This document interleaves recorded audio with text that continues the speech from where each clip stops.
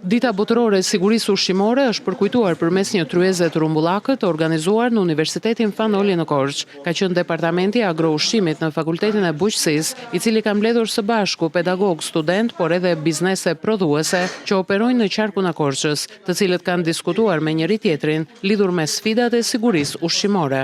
Sot kemi konsumatorët të cilët janë të ndërgjegjësuar për ushqimet që ata zgjedhin.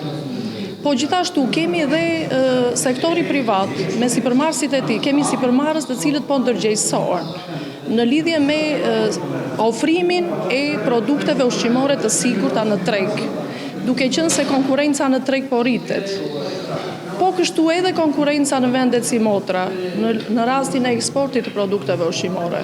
Certifikimi i produkteve ushqimore është i rëndësishëm dhe kjo sjell produkte të sigurta në treg. Gjatë takimit u theksua fakti se siguria ushqimore është një prioritet kombëtar, pasi ushqimet e sigurta sjellin një shëndet në komunitet, por edhe një ekonomi të qëndrueshme. Bizneset prodhuese të rajonit të Korçës prezantuan edhe disa nga produktet e tyre, të cilat u shijuan nga të pranishmit si produkte cilësore dhe të sigurta.